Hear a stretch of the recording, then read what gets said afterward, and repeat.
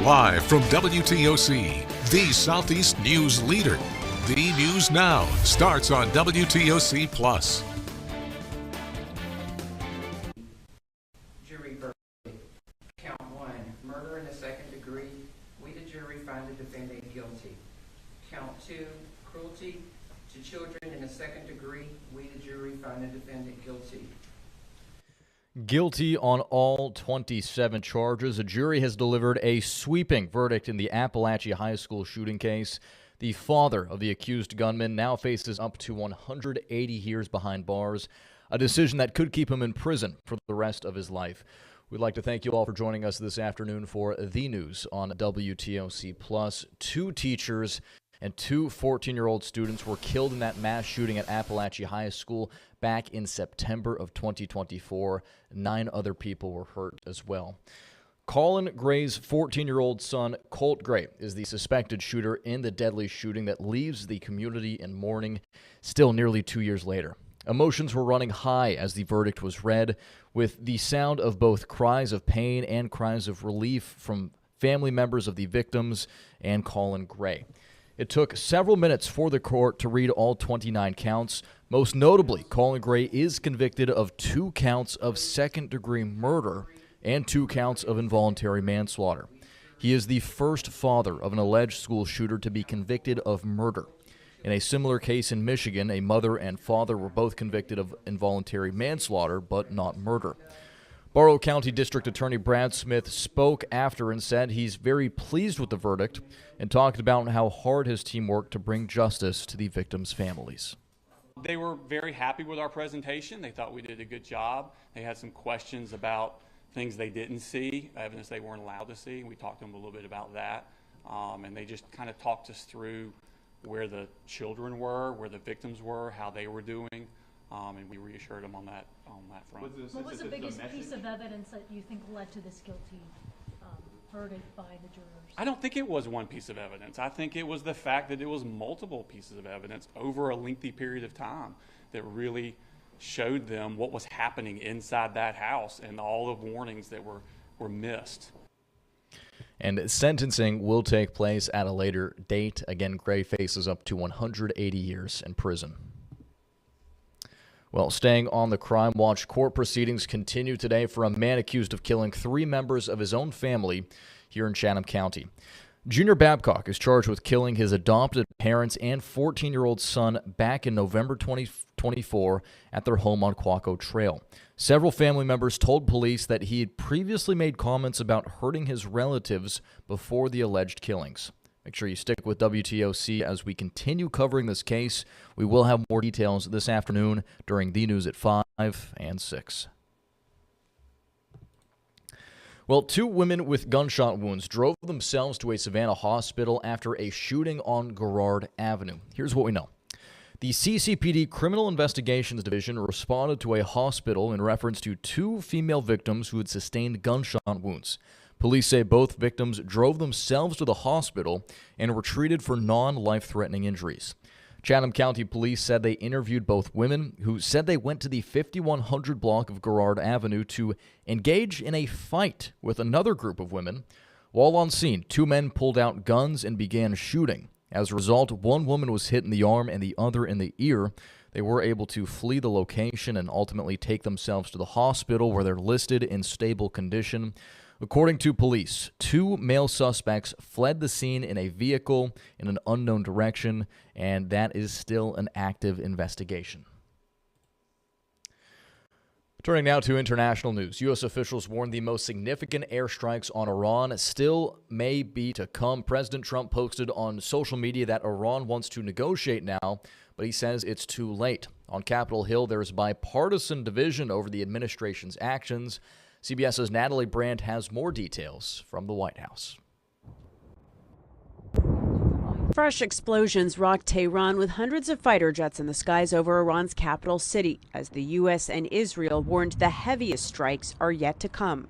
The next phase will be even more punishing on Iran than it is right now. President Trump, in a social media post Tuesday morning, said Iran's air defense, Air Force, Navy, and leadership is gone. They want to talk. I said too late. The objectives of this operation are to destroy their ballistic missile capability and make sure they can't rebuild it, and make sure that they can't hide behind that to have a nuclear program. The Trump administration, in its War Powers Resolution notification to Congress, said despite its repeated efforts to achieve a diplomatic solution, the threat to the U.S., allies, and partners became untenable. Secretary of State Marco Rubio argued there was an imminent threat because the U.S. knew there was going to be Israeli action that would trigger retaliation by Iran. We knew that there was going to be an Israeli action. We knew that that would precipitate an attack against American forces. And we knew that if we didn't preemptively go after them before they launched those attacks, we would suffer higher casualties and perhaps even higher those killed. And then we would all be here answering questions about why we knew that and didn't act. Secretary Rubio returns to Capitol Hill today to brief all members of Congress a day after meeting with the Gang of Eight, who emerged from the briefing divided. This was a defensive measure, a defensive operation. There was no imminent threat to the United States of America. Democrats plan to force a War Powers Resolution vote this week to try and limit further military action, but most Republicans have expressed support for the administration's actions in Iran. Natalie Brand, CBS News, the White House. Well, back here at home this afternoon, Governor Brian Kemp is expected to officially sign the amended Georgia state budget. It includes $2 billion in income and property tax relief. This means hundreds of dollars could soon pop up in your bank account. It's part of another round of tax rebates approved by Georgia lawmakers last week. Single tax filers will get up to $250. Married couples will get up to $500. It's unclear when those payments will start going out. Back at the nation's capital, newly released video shows Bill and Hillary Clinton giving depositions about convicted sex offender Jeffrey Epstein before the House Oversight Committee. This happened late last week. The Clintons answered questions for more than 4.5 hours each and denied any knowledge of Epstein's crimes. Caitlin Huey-Burns has the story. Do you soundly? Former President Bill Clinton acknowledged in the deposition that he flew on Jeffrey Epstein's private plane around a dozen times, he says, to travel for philanthropic work. Were there anybody on the flights that you can recall under age 18? To the best of my knowledge, there was not. The former president denied ever visiting Epstein's infamous island. I've never been to that island. Or seeing Epstein do anything inappropriate. Well, I never saw him do anything that I was suspicious of. Clinton said he cut ties with Epstein years before he pleaded guilty to solicitation of prostitution with a minor in 2008. I thought Mr. Epstein was an interesting man, but I didn't think he was really interested in what I was doing. Clinton was also asked about a conversation he had with President Trump in the early 2000s at a golf fundraiser in which Trump described a falling out with Epstein. And he said, we had some great times together over the years, but we fell out, all because of a real estate deal. And he said, I'm sorry it happened. That's all. Please raise your right hand. A day earlier, former Secretary of State Hillary Clinton denied any connection to the convicted sex offender. And I have answered for many hours now that I had no relationship, because I never met the guy to my best recollection. And the video shows Clinton's reaction when her lawyer revealed images from inside the closed deposition had leaked online. I'm done with this. If you guys are doing that, I am done. You can hold me in contempt from now until the cows come home. This is just typical behavior. Bill Clinton acknowledged his friendship with Epstein co-conspirator Ghislaine Maxwell lasted longer because she was dating a mutual friend, though he denied any knowledge of her crimes. Meanwhile, Democrats are calling on President Trump to testify before the committee. Caitlin Huey-Burns, CBS News, Washington. All right, well, we do have an alert for residents in Beaufort County that just came into our newsroom about 5 minutes ago. This is from the Beaufort County Sheriff's Office. Charter Communications is reporting outage issues that may impact residents' ability to dial 911. Any Charter Communications customers who are having issues are encouraged to instead call the non-emergency dispatch line at Beaufort County. That's 843-524-2777 if you need first responders, and that non-emergency line will patch you through to get the right folks to your situation.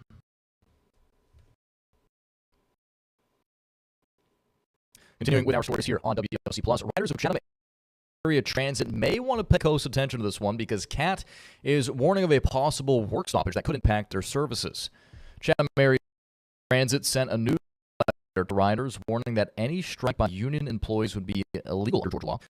Officials say they've been made aware of potential plan for a work stoppage and reminded employees about that law in the letter. Leadership says they're working to prevent disruptions and remain committed to keeping buses and paratransit services running for the community. This comes after months of us covering internal discussions about it. We have posted the entire online so you can see detail yourself.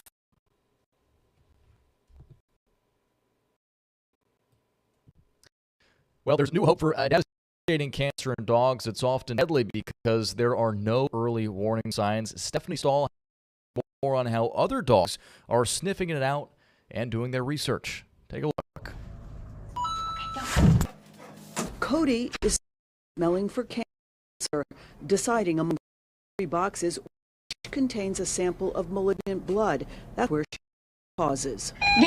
It really does feel like magic because I can't smell anything from the samples. It's a tiny drop of blood serum. Clara Wilson, a researcher at the Penn Vet Working Dog Center, says the new study has the dogs identifying a deadly kind of cancer that strikes dogs. We wanted to focus on mandragosarcoma, which is a really devastating canine cancer. It's often called the silent killer because it is a tumor that grows in the body, but we don't see it until it's too late. In the first phase of the research, the dogs correctly identified that cancer 70% of the time. Thank you.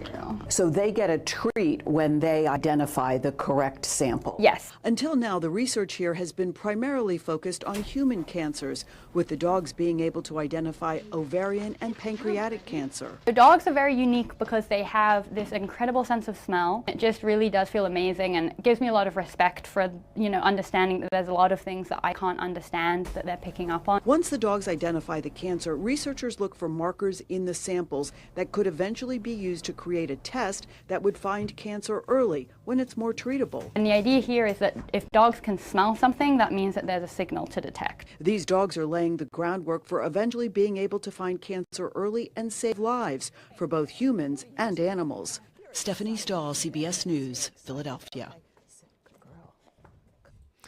All right, well, before we sign off on WTOC Plus, this is a cool one. We're officially 100 days away from the start of the FIFA World Cup.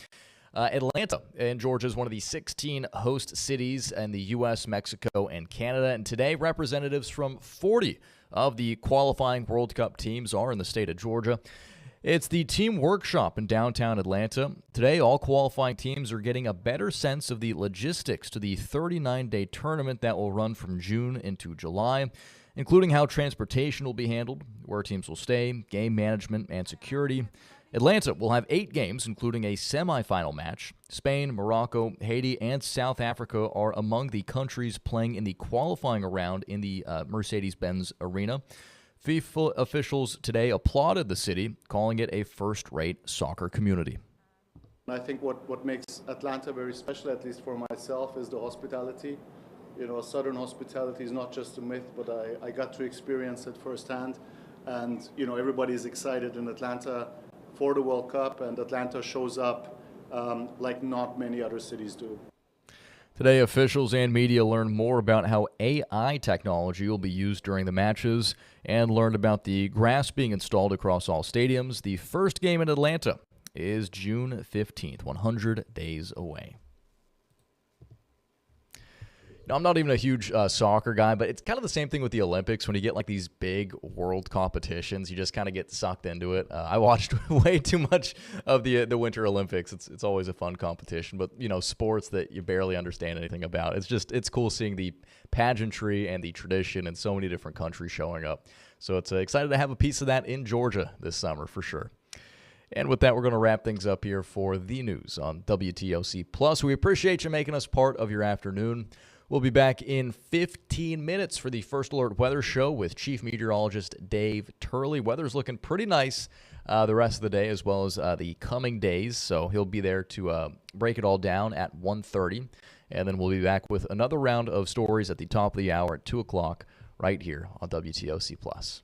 I'd like to thank you all for watching, and here's Local News Live.